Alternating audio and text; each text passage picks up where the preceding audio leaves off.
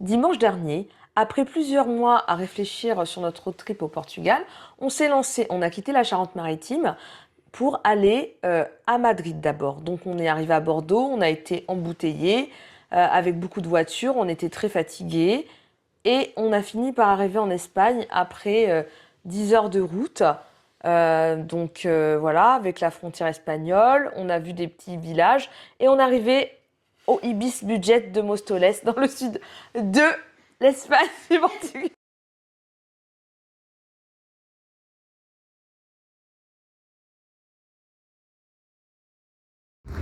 Et voilà, on est sur le départ.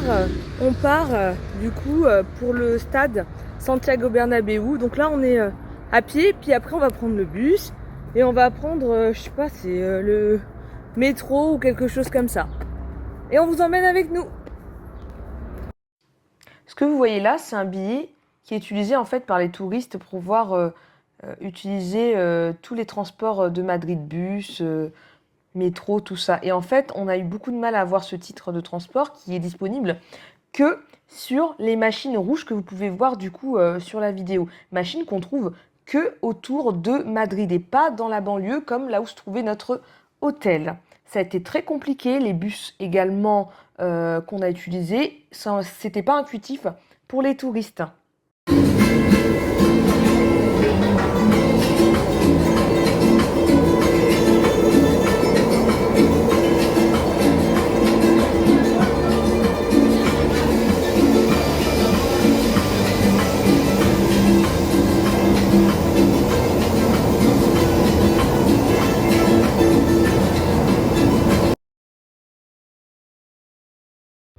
Donc là, on vient de sortir du métro.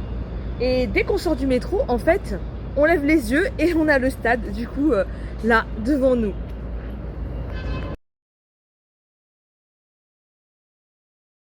Ici, on vient bien plus voir que des matchs de foot. On vient marcher sur les traces du passé.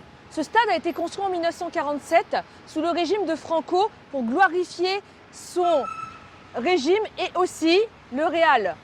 Là commence la légende du Real Madrid. 14 titres des Ligues des Champions, des noms de joueurs qui sont devenus presque des légendes. En regardant ce stade, on comprend l'histoire de ce pays. Démocratisation du football, marche vers la démocratie, dictature, tous les éléments y sont.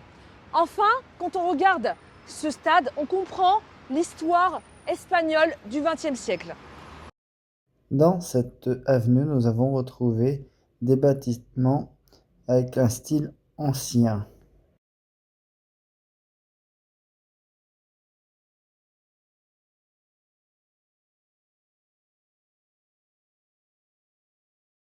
Ensuite, nous sommes allés au Palais Royal.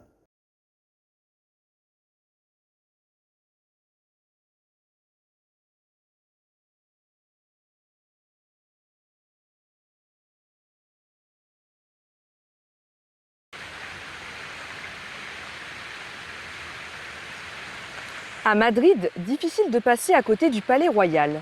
Édifié au XVIIIe siècle sur les ruines de l'ancien Alcazar incendié, il symbolise le pouvoir des Bourbons d'Espagne.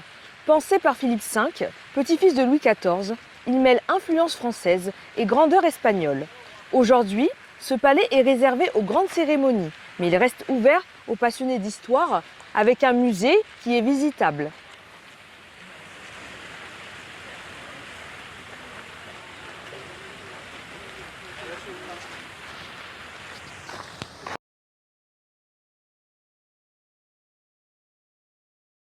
C'est quand vous arrivez de la cathédrale et du Palais Royal, vous pouvez voir une magnifique vue de Madrid et de ses environs.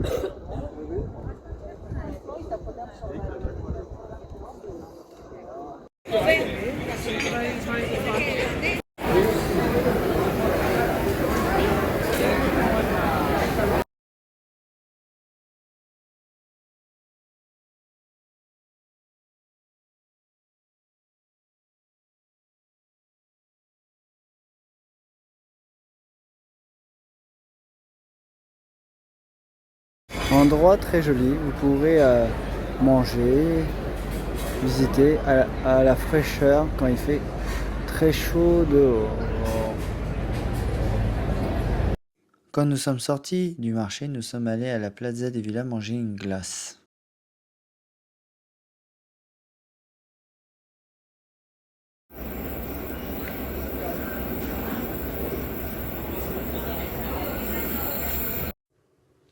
Donc voilà, après 24 heures passées à Madrid, on fait un petit bilan sur les points positifs et puis les points peut-être un peu négatifs par rapport du coup à notre court séjour madrilène dans le cadre de notre road trip. Donc faut savoir que pour ma part, j'ai beaucoup apprécié Madrid, les paysages, tout ça, ce qu'on a vu, c'était plutôt sympathique. J'ai beaucoup aimé le Palais Royal, mais ce qui m'a fortement, je dirais pas énervé, mais qui m'a posé problème, c'est que quand on est touriste, en fait, au niveau notamment de la langue, c'est problématique. Les Madrilènes parlent très peu anglais, moi je parle pas espagnol, et donc bah, l'anglais ça a été assez compliqué. Le bus, le bus ça a été compliqué. Il y avait très peu de choses qui ont été faites pour les touristes, donc c'était vraiment difficile pour ma part. Donc voilà, c'est ce que je tourne à dire. Mais sinon, si vous aimez les paysages, que vous aimez du coup la culture, historiquement, il y a des choses à faire à Madrid, c'est sympa. C'est juste que je trouve que c'est pas très bien pensé pour des touristes qui ne parlent pas espagnol, comme c'est mon cas. Et de mon cas, c'était l'histoire du bus surtout parce que si tu bouges pas tes mains, rien, clairement tu fais rien. Tu vas rester au même endroit. Après, le métro, c'est parfait. Au début, c'est un peu compliqué parce que bon, nous on était dans la banlieue, mais dès que tu arrives à l'intérieur de Madrid, tout est parfait. Ok, et sinon, t'as pas peut-être un lieu préféré à, à recommander à Madrid pour des personnes qui voudraient y aller? Le meilleur lieu, c'est pour le royaume du foot, le Real de Madrid. Ah d'accord, bon, lui, il a beaucoup aimé le, le stade Santiago Bernabéu. Moi, pour ma part, j'ai beaucoup aimé surtout le marché. En fait, moi, j'adore manger et j'ai vu beaucoup de super bonnes choses. Juste le point négatif, c'est que c'était beaucoup trop cher parce que à chaque fois, ça coûtait 5-6 euros le tapas.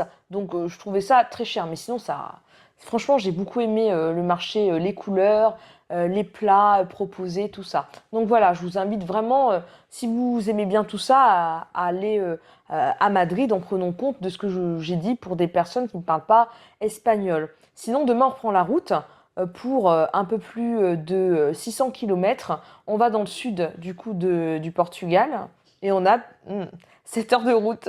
Donc voilà. Donc voilà. On se retrouve demain Pour la suite des aventures. du road trip.